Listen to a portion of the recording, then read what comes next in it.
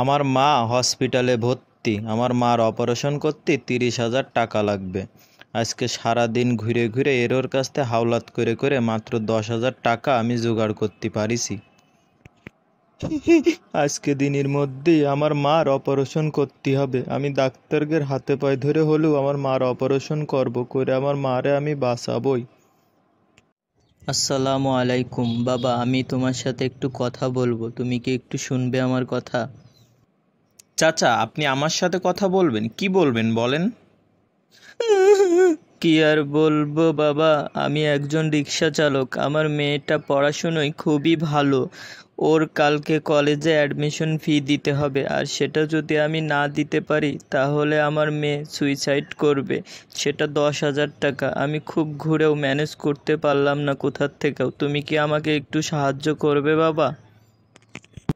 আমার কাছে তো 10,000 টাকাই আছে, আর এটাতে আমার জ্বালাটাও মিটবে না। ওনাকে দিয়ে দিই, আমার যা হয় আল্লাহ ভরসা। চাচা, এই নিন 10,000 টাকা। আমার কাছে এই 10,000 টাকাই ছিল। এইটা দিয়ে আপনি আপনার মেয়ের কলেজের অ্যাডমিশন ফি দিন।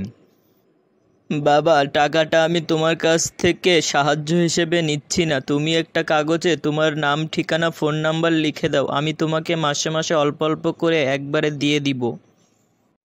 স্যার স্যার, আমি আপনার কাছে একটা দাবি নিয়ে এসেছি। আপনি আমার মায়ের অপারেশনটা একটু করে দেন। আমি খুব চেষ্টা করছি কিন্তু টাকা জোগাড় করতে পারিনি। কিন্তু আমি আপনাকে কথা দিচ্ছি, টাকা দিয়েই আমি আমার মাকে এখান থেকে নিয়ে যাব। কিন্তু স্যার, আপনি আমার মায়ের অপারেশনটা আজকেই করে দিন।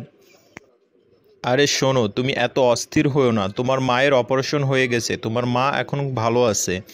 আর আমি প্রত্যেক মাসে একটা করে ফ্রি অপারেশন করি, আর আজকেই সেই দিনটা ছিল। আর লটারিতে তোমার মায়ের নামটাই উঠছে।